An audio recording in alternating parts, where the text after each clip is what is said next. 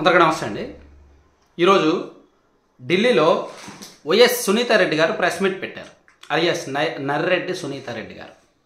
ఆమె చాలా స్పష్టంగా చెప్పారు, వైఎస్ వివేకానంద రెడ్డి గారి హత్య చేసింది ఎవరు, చేయించింది ఎవరు, సిబిఐ ఎందుకు దర్యాప్తు చేయట్లేదు, చేసిన వాళ్ళని చేయించిన వాళ్ళని ఎవరు రక్షిస్తున్నారు అనేది చాలా స్పష్టంగా ఆమె చెప్పారు. పోసగుచ్చినట్టు చెప్పేశారు.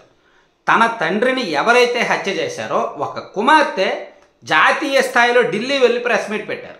ఈ ప్రెస్ మీట్లో ఒక మిరాకిల్ ఏంటి తెలుసా, మెరుపు ఏంటి తెలుసా, ఢిల్లీలో జరిగిన ప్రెస్ మీట్కి నేషనల్ మీడియా రావాలి కదా, కానీ నేషనల్ మీడియా వెళ్ళాల. నేషనల్ మీడియాలో చాలామంది వెళ్ళలేదు అనే కంటే వెళ్ళనివ్వలేదు అనడం మంచిది. ఆమె ఆంధ్రప్రదేశ్లో ఎందుకు ప్రెస్ మీట్ పెట్టలా? ఇక్కడికి వెళ్తే ఇక్కడ కొన్ని మీడియాలు రావు.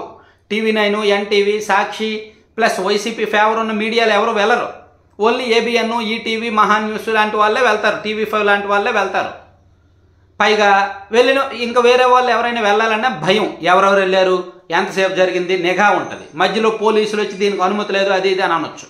అదే ఢిల్లీలో పెట్టారనుకో, నేషనల్ మీడియా వాళ్ళు వస్తారు, స్థానిక తెలుగు మీడియా వాళ్ళు వస్తారు, అందరూ వస్తారు. కొంచెం నేషనల్ లెవెల్ జాతీయ సబ్జెక్టు హైలైట్ అవుద్దని పెట్టారు.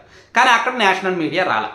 సరే, నేషనల్ మీడియా రాకపోతే లేదు, కానీ ఆమె చెప్పిన సబ్జెక్ట్ డెలివరీ అయిందా లేదా అనేది ఇంపార్టెంట్.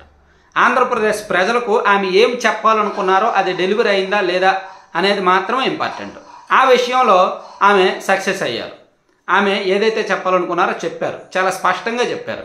తన తండ్రి హత్య కేసులో ఎవరెవరి మీద అనుమానాలు ఉన్నాయి అసలు డైరెక్ట్గా చెప్పేశారు. జగన్మోహన్ రెడ్డి గారికి ఓటేయొద్దు, జగనన్న పార్టీకి ఓటేయొద్దు, ఆయన నమ్మదగిన వ్యక్తి కాదు, ఆయన మోసం చేశారు, వంచన చేశారు. సో రాష్ట్రం కూడా అలాగే ఉంటుంది, మళ్ళీ ఓటేస్తే రాష్ట్రాన్ని కూడా మోసం చేస్తారు అని ఆమె చెప్పారు. అలాగే అవినాష్ రెడ్డి గారు, వివేకానంద రెడ్డి గారి మరణం జరిగిన తర్వాత అవినాష్ రెడ్డి గారు తన దగ్గరకు వచ్చినప్పుడు ఏం మాట్లాడారు, అలాగే ఈ వ్యవహారాలన్నీ కూడా పోసగుచ్చినట్టు ఎక్స్ప్లెయిన్ చేశారు. సో ఈ ప్రభావం ద్వారా పైగా ఆమె పులివెందుల నియోజకవర్గంలో ఇండిపెండెంట్గా పోటీ చేయాలనుకుంటున్నట్టు కూడా చెప్పారు. అంటే ఆమెకు ఉన్న రాజకీయ ఆకాంక్షను కూడా ఆమె బయట పెట్టారు. సో దీని ద్వారా మనకైతే ఒకటి స్పష్టంగా అర్థమవుతుంది.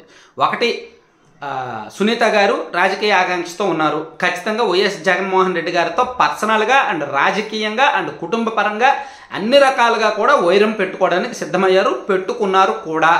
సో ఆమె ఇంకా రిస్క్లో ఉన్నట్టే. పులివెందులలో ఒకవేళ ఆమె పోటీకి దిగితే ఖచ్చితంగా 2 మండలాల్లో వివేకానంద రెడ్డి గారి అభిమానులు బలమైన ఓటింగ్, ఒక 15 నుంచి 20 వేలు ఓటింగ్ అయితే ఖచ్చితంగా ఆమెకు పడుతుంది. 15 నుంచి 20 వేలు ఓటింగ్ ఖచ్చితంగా పడుతుంది. ఆ ఓట్లన్నీ కూడా ఖచ్చితంగా జగన్మోహన్ రెడ్డి గారి ఓట్లే పడతాయి. అవి వైసీపీకి, జగన్మోహన్ రెడ్డి గారికి, వైఎస్ ఫ్యామిలీకి ఏవైతే ఉన్నాయో ఆ ఓట్లే పడతాయి.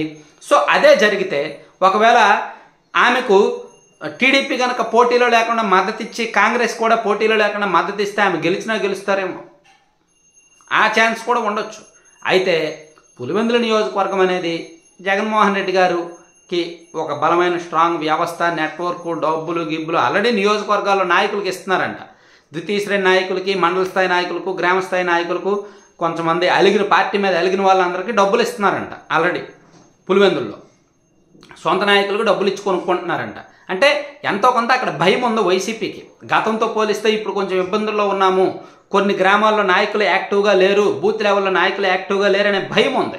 సరిగ్గా ఆ భయంలోనే సునీతారెడ్డి గారేమో నేను పోటీకి వస్తున్నాను అని చెప్పడం, సో వైఎస్ ఫ్యామిలీ ఓట్లు ఖచ్చితంగా చీల్తాయి అనే భయం ఉండడం, ఇవన్నీ కూడా వైసీపీని ఒక రకంగా టెన్షన్ పెడుతున్నాయి. సో నిజంగా గనక సునీత గారు పోటీ చేస్తే ఆమెకు గనక మిగిలిన వాళ్ళందరూ కూడా, జగన్మోహన్ రెడ్డి గారి వ్యతిరేక శక్తులు అందరూ కూడా మద్దతు ఇస్తే ఖచ్చితంగా ఆమె చాలా హోరాహోరీగా ఉంటుంది పోటీ.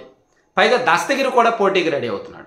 వివేకానంద రెడ్డి గారిని చంపిన కేసులో అప్రూవర్గా మారిన దస్తగిరి జై భీమ్ పార్టీ నుంచి పోటీకి రెడీ అవుతున్నాడు.